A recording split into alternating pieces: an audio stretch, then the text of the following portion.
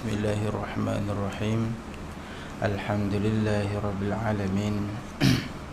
Wassalatu wassalamu ala asyrafil anbiya'i wal mursalin Sayyidina wa nabiyina wa qurrati a'yunina Muhammadin afdalin nabiyyin wa ala alihi wa ashabihi wa tabi'in.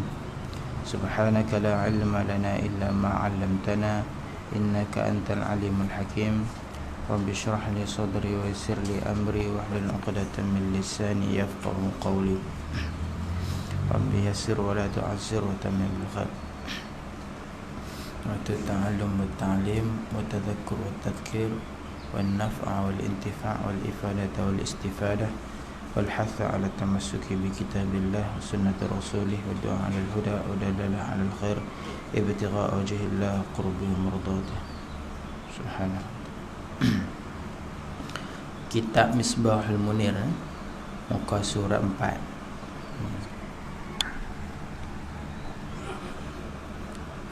Pada katanya, dan kejadian agama itu, terbentuknya agama itu di atas 3 perkara, iaitu Islam, iman dan ihsan. Baik. Jadi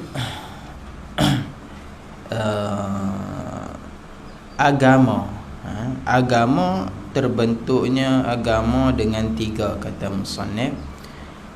Iman dan Islam ini dipanggil asas agama lah. Kalau tak ada iman dan Islam, maka tidak dinamakan orang tu beragama. Ihsan dipanggil penyempurnaan agama. Iman, Islam dan ihsan kena ada 3-3. Kena ada 3-3. Barang siapa yang tak ada iman dan Islam dipanggil orang kafir.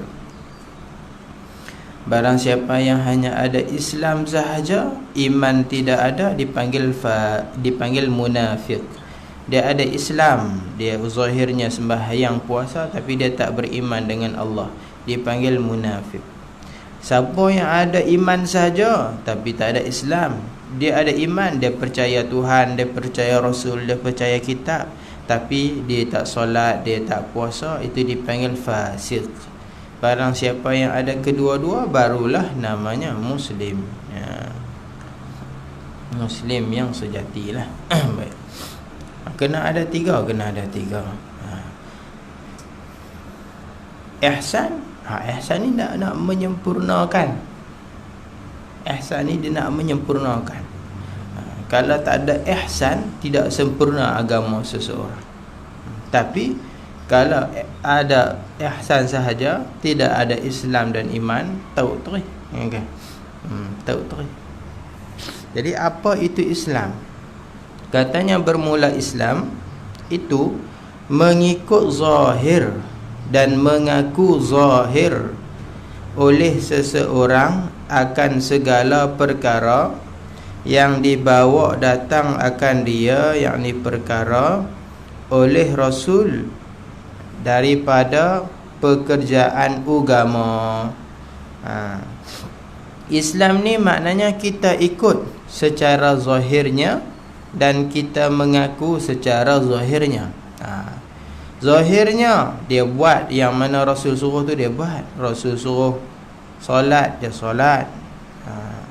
Kena puasa, puasa. Kena zakat, bayar zakat. Ada duit lebih boleh pergi haji, dia pergi haji. Maka secara zahirnya dia buat belaka, maka dia orang Islam. Dia mengaku secara zahir. Bila ditanya dia puasa wajib tak? Puasa wajib. Sembahyang wajib tak? Sembahyang wajib. Walaupun pada akidah dia kita tak tahu, tapi secara zahirnya cukup. Cukup. Apabila seseorang tu mengucap 2 kalimah syahadah, cukup kita anggap dia orang Islam. Walaupun hati dia macam mana di sisi Allah, terserahlah. Macam kisah perang-perang sahabat kan, bila mana dia berperang, bila ada seorang kafir tu, dia takut nak dipancung, dia pun mengucap syahadah. Dia mengaku Tuhan la ilaha illallah, dia mengaku tidak ada Tuhan selain Allah, Muhammad Rasulullah. Tapi sahabat tu pancung juga. Sebab apa? Sebab ni tak ikhlas. Dia bukannya sebab nak masuk Islam pun, dia takut nak mati. Sampai cerita tu kepada Rasulullah, maka Rasulullah marah. Sebab apa? Sebab siapa kita tak boleh nak tilik dalam hati manusia. Jadi Islam ni, kita muamalah berurusan dengan sesama manusia ni secara zahir. Kita tengok zahir dia mau ke arah agama, dia tengok macam orang beragama, maka kita muamalah dengan dia cara orang agama lah. Itu dipanggil Islam. Semua yang dibawa datang oleh Nabi kita ikut dan kita mengaku, itu dipanggil Islam. Dan perkara itu perkara yang diketahui akan dia dengan darurah, ataupun kita panggil daruri. Lawan dia nazari. Daruri ni maknanya apa? Mudah. Yakni makna darurah ini ketiadaan fikir.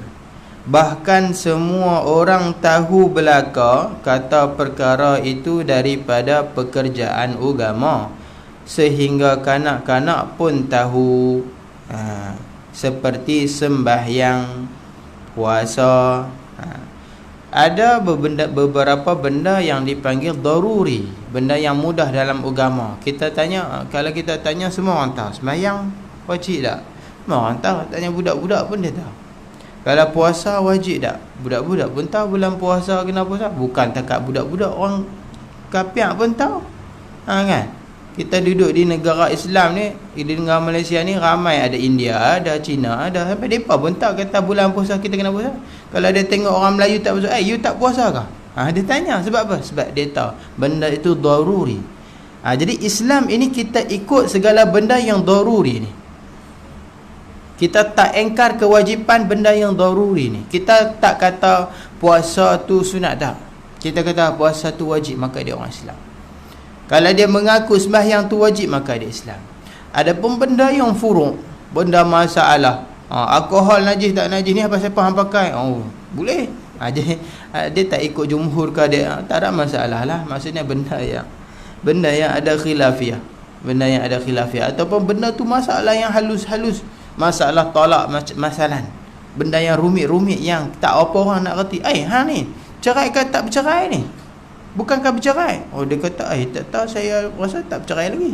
Tak ada bercerai. Jadi sebab benda yang ada, benda rumit-rumit, ini menyalahi, tapi dia tetap masih dipanggil Islam. Sebab itu dipanggil benda yang rumit, yang tidak difahami sebahagian orang. Hanya orang mengaji yang ada ilmu saja faham. Itu tak apa. Dia tak mengaku yang itu tak apa. Kita tak jatuhkan dia kufur tak. Tapi kalau hak lima, hak besar-besar ni, benda yang daruri ni, kalau dia tak mengaku maka kufur. Benda yang dibawa datang oleh Nabi SAW. Tafsir dia secara satu persatu disebut di dalam kitab-kitab lain lah. Habis itu dipanggil Islam. Jadi Islam ni kita mengikut secara zahir dan kita mengaku secara zahir. Baik. Dan rukun itu 5 perkara. Dan rukun itu 5 perkara. Dan rukun, bahasa Melayu kita kata rukun, ada tambah waw lah. Asalnya ambil daripada Arab, ruknun. Rukun lah juga. Orang Tarim sebut rukun juga. Asal dia ruknun. Ruknun ataupun rukun. Rukun ini maksud dia apa? Rukun ini dari segi bahasa maknanya juzuk. Sebab juzuk lah, bahasa Melayu juzuk juga kan. Juzuk ataupun kita panggil bucu. Bucu itu juzuk lah. Segi 4 ada bucu. Ini dipanggil rukun. Dan juga kita juzuk dipanggil rukun. Kalau kita pergi di Kaabah Mekah ada rukun Yamani kan, ada rukun Syami, ada rukun Hajarul Aswad. Apa makna rukun tu? Bucu Kaabah tu. Rukun Hajarul Aswad sebab apa? Sebab ada Hajarul Aswad di situ, dipanggil rukun Hajarul Aswad. Macam tu. Itu dipanggil rukun. Ataupun kita panggil juzuk. Juzuk sebab Islam ni dia ada juzuk-juzuk. Nak terbentuknya Islam dia ada juzuk dia. Ataupun kita kata makna mudahnya, kita kata benda yang asas lah. Itu makna lughah lah. Juzuk ataupun bucu itu dipanggil makna pada lughah. Makna pada syarak istilahnya apa? Dan makna rukun itu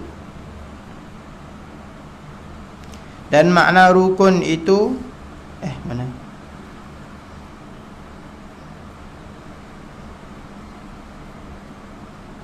Dan rukun itu 5 perkara. Situ. Yakni apa makna rukun 5 perkara? Terbentuklah segala pekerjaan agama itu di atas 5 rukun. Islam terbentuk daripada 5 benda ni. Yang dinamakan 5 benda ni rukun Islam ataupun juzuk daripada Islam. Apa makna rukun? Dia kata, dan makna rukun itu ialah perkara-perkara yang jadi sesuatu dengan dia. Sesuatu tu terjadi dengan dia, ataupun kita kata hakikat sesuatu, mahiyatus syai', hakikat sesuatu, itu dipanggil rukun. Diri sesuatu benda itu dia ada rukun. Contohnya macam ni. Contoh kita kata nak nama nasi dengan apa? Apa rukun nak nama nasi? Beras dengan ayak. Beras saja tak jadi nasi, ayak saja tak jadi nasi. Jadi ada 2 benda inilah terjadinya sebiji nasi ataupun sesuatu nasi yang kita makan, ayak dan beras. Itu dipanggil rukun. Kita kata hasil sesuatu, hakikat sesuatu. Nasi tu hakikat dia daripada ayak dan beras. Itu dipanggil rukun. Dia ada syarat. Syarat ini di luar hakikat sesuatu. Dia bukan hakikat sesuatu, tapi kalau tidak ada dia, tak jadi juga sesuatu. Contohnya apa? Kalau kita nak masak nasi, kita kena ada apa? Kena ada periuk, kena ada api. Kalau tak ada periuk, nak bubuh nasi kat mana? Kalau tak ada api, tak masak juga, kan? Tak ada api, tak masak. Satu hari pun tak masak. Jadi itu dipanggil, api tu nasi kah? Bukan nasi. Periuk tu nasi kah? Bukan nasi. Tapi dia dipanggil syarat nak menjadikan nasi. Kalau periuk tu nasi, patah gigi makan. Kalau api tu nasi, terbakar mulut makan. Dia bukan nasi, dia syarat nak menyempurnakan nasi, nak menghasilkan nasi. Nasi itu beras dan ayak, itu dipanggil rukun. Sebab nasi itu terbentuk daripada rukun. Jadi syarat ni benda yang di luar, rukun ni benda yang di dalam. Tapi dua-dua la budda, tak dapat tidak, nak jadi mesti ada. Macam kita kata dalam bab solat, dia ada nama rukun solat, 13 dan ngaji, takbir, rokok, sujud dan sebagainya lah. Kalau kita buang satu, jadi sembahyang tak? Kita sembahyang tak baca Fatihah, boleh tak? Tak boleh. Hatta orang masbuk pun ada Fatihah dia, imam yang tanggung. Fatihah mesti ada. Kalau kita buang sembahyang tak baca Fatihah, tak boleh. Sebab rukun tu benda dalam, mesti ada. Syarat di luar. Contoh dia apa? Wuduk. Wuduk syarat sah. Wuduk bukan sembahyang, tapi kalau tak ada dia, tidak sah sembahyang. Itu wuduk ini benda yang di luar, nak mensahkan solat. Begitulah kita mafhumnya. Baik. Jadi rukun ini dia kata benda yang terjadi satu dengan dia. Tak ada benda ni tak jadilah. Dan ia pula juzuk sesuatu. Juzuk sesuatu. Ini dia nak pegu dengan makna lughah tadi. Sebab rukun pada bahasa maknanya juzuk. Juzuk sesuatu atau suku sesuatu. Atau suku sesuatu itu, suku ataupun juzuk, dialah makna sama. Yakni dia nak bagi kita mudah faham apa dia kata. Rukun itu asas atau tunjang bagi sesuatu. Jadi asas ataupun tunjang. Kalau tak ada asas, benda lain takkan naik lah. Benda asas ini apa? Sesuatu yang dibina hak lain di atas dia, itu dipanggil asas. Asas ataupun usul, sesuatu yang kita benakan yang lain di atas dia. Ma yubna ghairuhu alaiha, ataupun kita kata hak lain tu kita panggil furu'.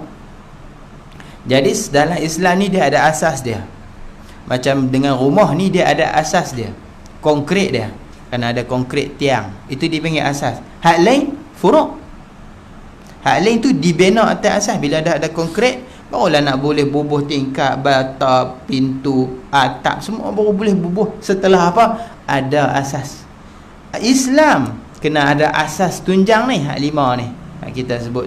Hak lain tu diletak atas dia. Kalau hak ni tak nak cerita bab tayamum macam mana, kalau sembahyang pun tak ada. Nak cerita hak lain-lain macam mana kalau hak asas ni tak ada kan. Wuduk macam mana nak cerita, tayamum macam mana nak cerita kalau solat ni tak ada. Ini dipanggil asas. Kita bila ngaji tayamum, ngaji wuduk sebab apa? Sebab nak solat. Yang lain ini far'un dipanggil. Dia dibina di atas dia. Lebih kurang begitulah. Ataupun kita kata rukun ni benda-benda yang besar di dalam agama. Maka rukun Islam atau asas maka rukun Islam itu asas atau tunjang Islam. Itu dengan atau tulis sama. Tapi nak baca kena pandai-pandai. Dia tak. Maka rukun Islam, boleh juga kita kata atau kan. Sebab kena baca atau lah, atau sebab dia ada khabar kat bawah tu. Maka rukun Islam atau asas, yakni asas Islam atau tunjang Islam itu 5 perkara. Itu atau kalau nak tulis itu pula macam mana? Macam tu jugalah. Kita bahas kitab Jawi, kitab Arab ni kena pandai. Kena pandai. Itu dia tulis alif ya lah. Alif ya ta itu. Dia ada beza lah, ada beza. Kitab Jawi moden ni ada beza sikit. Tapi kalau kitab Jawi lama jenuh. Dia kena pandai-pandai. Kitab Jawi tulisan lama kena pandai-pandai. Kena reti buh baris ni. Jadi ada 5. Tapi ini yang 5 ini dipanggil apa? Yang 5 ini dipanggil rukun Islam yang kita panggil urfi, bukannya hakiki, bukannya pada hakikat. Rukun Islam apa? Mengucap 2 kalimah syahadah, sembahyang, puasa, zakat, haji. Puasa, zakat. Siapa tak puasa, adakah dia kufur? Ada. Siapa yang tak amal, ramai mana orang tak amal? Tak. Bulan puasa, ramai mana orang tak puasa? Jadi dia bukannya rukun pada hakiki, bukan dengan makna rukun. Kalau kita kata rukun sembahyang, siapa tak rukun sembahyang 13, Fatihah rukun sembahyang, siapa tak baca Fatihah, nama dia bersembahyang tak? Sah tak? Tidak sah. Jadi kalau kita kata rukun Islam ada 5, puasa, sembahyang, kalau dia tak puasa, dia tak nama Islam kah? Tidak. Ini dia panggil urufi, pada uruf saja. Ataupun kita kata ditashbih, diserupakan rukun ini seperti rukun pada hakikat.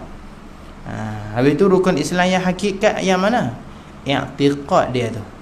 I'tiqad wajib sembahyang, itu rukun yang hakikat. Itu rukun Islam yang hakikatnya. Bagi contoh gini, kita tanya, Islam tak?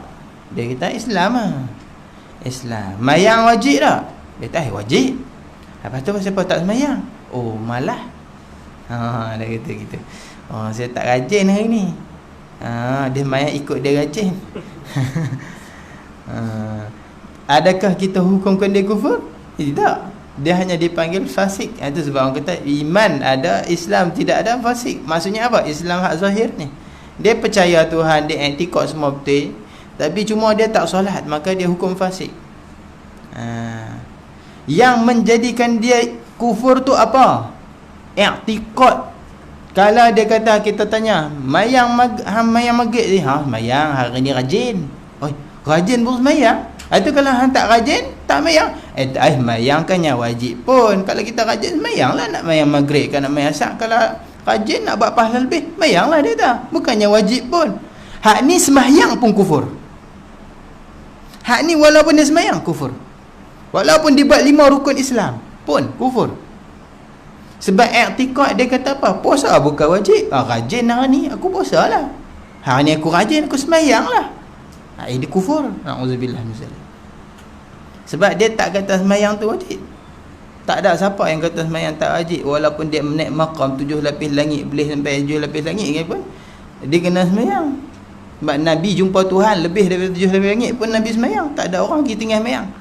Jadi siapa yang kata tinggal semayang tu tak wajib, dia kufur lah. Malah lain i'tiqad.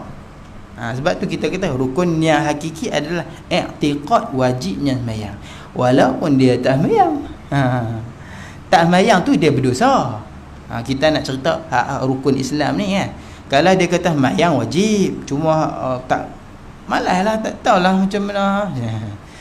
Dia kata letih buat kerja apa, dia kata, tapi itulah kata orang lain boleh, saya ni tak boleh lagi nak sembahyang, dia kata. Duk masih lagi dalam kejahilan. Saya mengaku pula kan.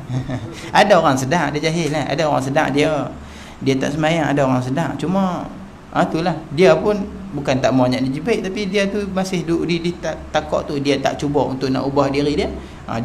Tapi kita tak hukum dia kena kafir. Sebab apa? Sebab dia masih lagi i'tiqad Islam, masih lagi i'tiqad sembahyang tu wajib. Maknanya mengikut zahir dan mengaku zahir. Mengaku zahir ini untuk kita hukum pada muamalah dia lah. Dia mengaku sembahyang wajib, dia ikut dengan wajib. Ada juga jenis puak yang jenis berlakon. Ada jenis puak berlakon. Dia tahu kita sekali-sekala kena agak pergi sembahyang kat surau kan. Walaupun kita ni tak payah sembahyang dah, kita ni dah pangkat tinggi ni, kita tak payah sembahyang dah, tapi sekali-sekala kena pergi sembahyang. Itu zahir, dia buat zahir macam tu, kita terimalah. Secara zahirnya dia Islam. Seperti mana di zaman sahabat, munafik banyak sembahyang, Nabi terima depa. Nabi terima. Nabi tak pernah halang. Nabi tahu seorang-seorang, dan Nabi menceritakan kepada sahabat dia. Ada seorang sahabat yang apa nama, Salman Al-Farisi ke apa nama, lupa. Huzaifah, betul, Huzaifah Al-Yamani, sahibus sirri dipanggil, pemegang rahsia Nabi. Nabi bagi tahu kat dia siapa orang munafik. Sayyidina Umar ketak takut ni. Dia pergi tanya, dia dah tahu Huzaifah ni, Nabi kita dia terus pergi tanya. So Sayyidina Umar punyalah takut, khauf dia.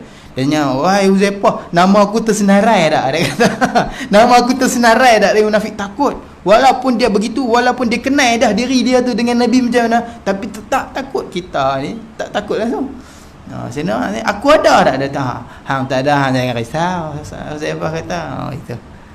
Kemudian sahabat-sahabat nak tahu macam mana orang tu munafik tak munafik, dia pun tengok Huzaifah pi tak? Huzaifah pi tak? Rasulullah pi tak mayat-mayat ke dia? Kalau mati Huzaifah tak pi, Nabi kita pun tak pi, munafik ni, dia sorok pi. Dia begitu. Tapi apabila zahir depa ikut Islam, kita terima lah. Kita ni hukum dengan zahir sahaja.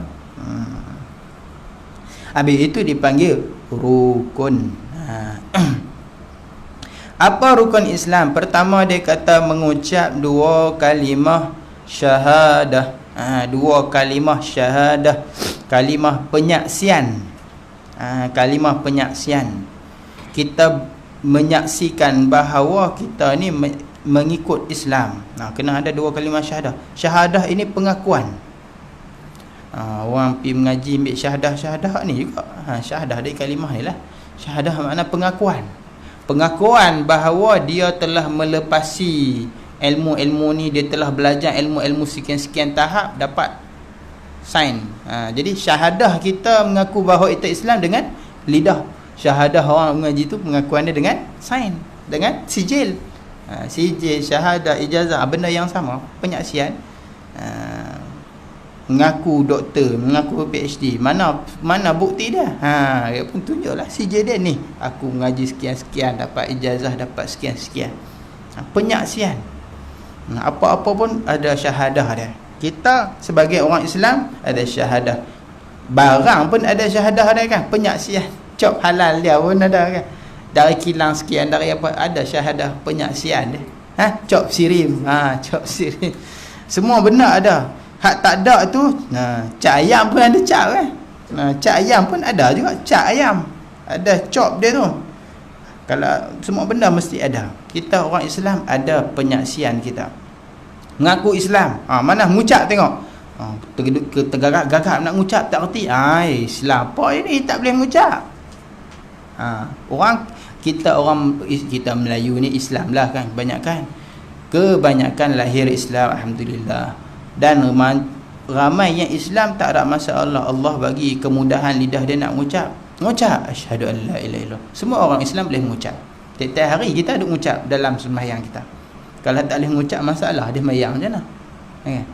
Tapi orang kafir tak boleh, berat. Orang baru masuk Islam nak mengucap payah saja.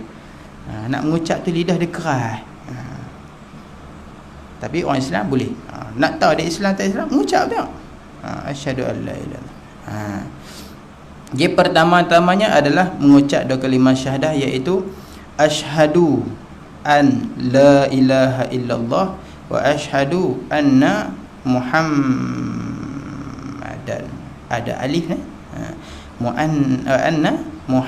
asyhadu anna muhammadan rasulullah. Anna muhammadan ada alif sebab dia jadi dinasab isim bagi inna. Artinya, aku menyaksi dan aku mengaku dengan lidahku bahawa tiada Tuhan melainkan Allah, dan aku menyaksi dan aku mengaku bahawa Muhammad itu Rasulullah atau utusan Allah. Itu yang pertama, kita kena mengucap dua kalimah syahadah. Kita yang orang ni masuk Islam, dia ada Islam bakar keturunan, kita kata. Apabila salah seorang mak ayah Islam, automatik anak akan Islam. Sebab dalam bab ikut mak ayah, dalam bab agama ikut yang paling tinggi. Islam, kalau bapa Islam, mak kafir, anak automatik Islam, ikut bapa. Bapa kafir, mak Islam, anak lahir, anak automatik Islam. Dia akan ikut salah satu. Kalau ada salah satu Islam, anak akan jadi Islam. Kita alhamdulillah mak ayah Islam, lahir Islam. Maknanya apa? Nak kena ngucap, tak ngucap lah. Ngucap sekali seumur hidup saja. Tapi dalam bayang pun kita ada ngucap kan. Adapun orang kafir nak masuk Islam, kena ngucap. Apabila dia cukup umur, dia nak masuk Islam, ngucap. Dia cukup umur, dah balik dah, nak masuk Islam, suruh dia mengucap. Macam mana? Asyhadu alla ilaha illallah wa asyhadu anna, ataupun tak ulang wa asyhadu pun tak apa, wa anna muhammadan rasulullah, maka dia masuk Islam. Apabila ada orang kata dia nak masuk Islam, terus kita talkinkan dia tanpa membuang masa.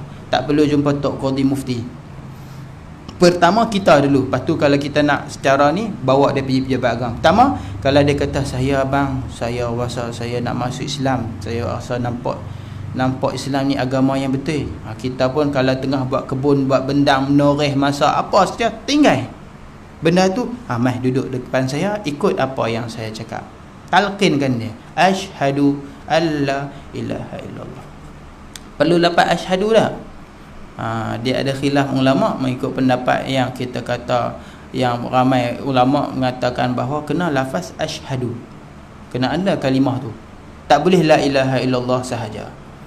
Kena kata asyhadu alla ilaha illallah, kena ada.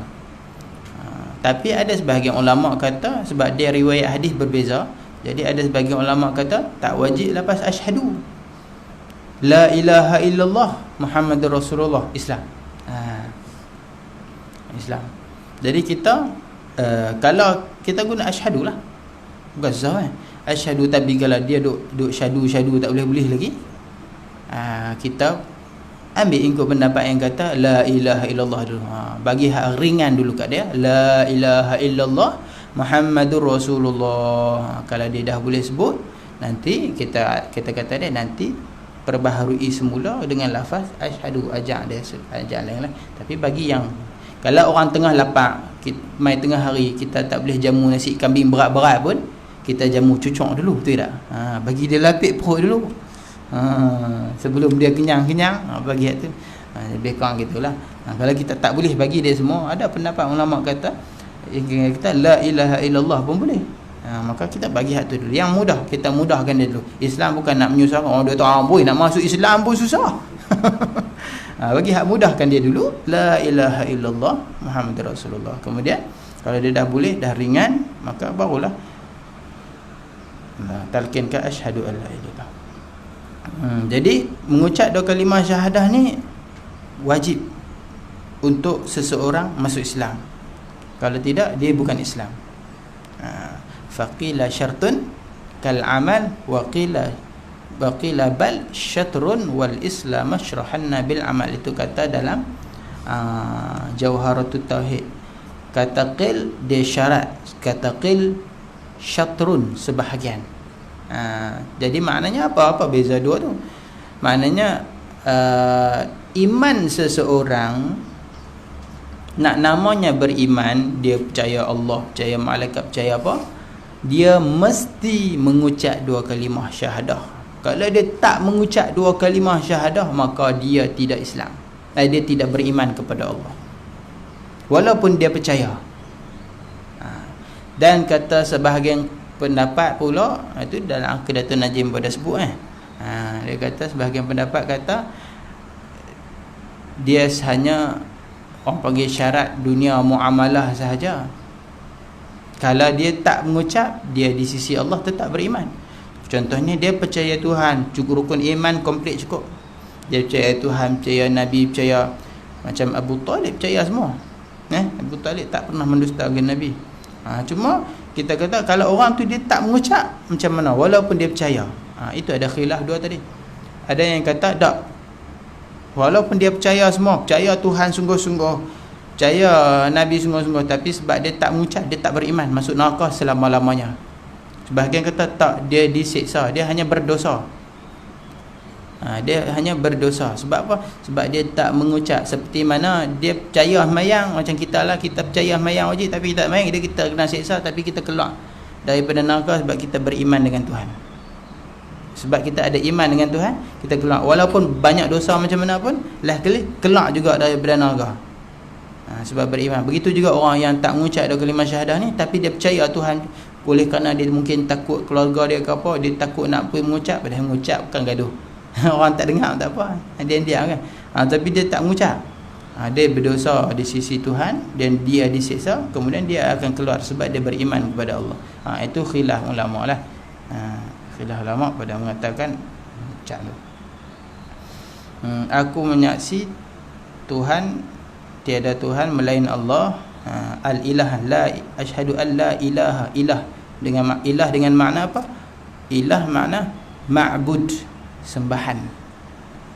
Ilah maknanya ma'bud. Ma'bud walau bighairil haq dipanggil ilah. Apa yang kita sembah itu dipanggil ilah. Kalau orang tu sembah matahari, matahari itu ilah. Ilah ini secara bahasa lughahnya adalah sembahan. Tetapi la ilah yang kita nafi di sini, tidak ada Tuhan. Tidak ada Tuhan apa? Ditafsirkan dengan bihaqqin, ma'bud bihaqqin, sembahan yang hak sebenar. Tak ada. Sembahan sebenar tak ada melainkan Allah saja. Tapi kalau semata-mata sembahan, banyak sembahan. Hindu pun dia ada sembah Tuhan depa, Cina pun ada sembah Tuhan depa. Sembahan tu banyak. Tapi yang sebenar hanya satu, Allah. Tak sama dengan makna Rabb. Rabb ini yang kita kata yang mentadbir, yang mencipta. Alhamdulillah Rabbil alamin. Dengan makna apa? Hak mencipta, hak mentadbir. Ada apa ni? Ilah pada bab sembahan. Orang kafir Quraisy dulu yang alim-alim, mereka mengaku Tuhan tu Rabb. Allah itu Rabbul alamin, mengaku. Tak ada masalah bila Nabi datangkan ayat Tuhan itu Tuhan sekalian alam, hanya ada ilmu fikir tu, dia tak marah, dia tak salah, dia tak tolak pada benda hak tu. Dia tak tolak sebab depa pun tahu adanya Allah. Allah lah bagi cipta langit, Allah lah cipta bumi, depa pun tahu. Depa tak tolak, tak sangkal hak tu Rabb. Tapi apabila Tuhan Nabi kata wa ilahukum ilahun wahid, Tuhan kamu Tuhan satu, walaupun dia kata Tuhan tu ada, tapi bila Nabi kata ilah tu ilah yang satu, dia marah. Sebab apa? Sebab ilah tu makna sembahan, sedangkan dia sembah banyak benda. Di Kaabah 360, hak nu lah, hak ni, macam-macam. Jadi sembahan depa banyak, ilah depa banyak. Walaupun mereka mengaku Rabb itu satu. Mereka tahu hak mencipta 7 lapis langit ni Allah. Mereka mengaku tu. Hak yang alim-alim tu. Cuma mereka tolak sebab apa? Sebab Nabi suruh sembah pun satu. Sembah satu, jangan duk sembah hak lain.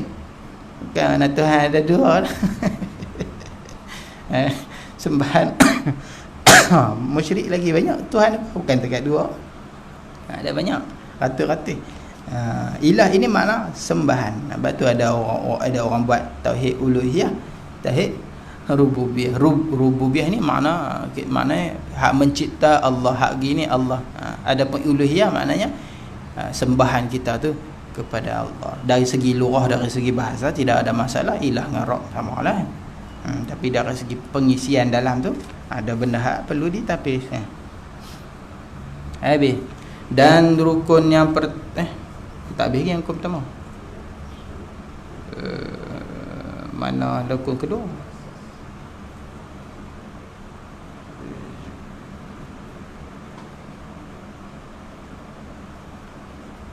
Kedua bawah lagi, tapi wallah alam di situ.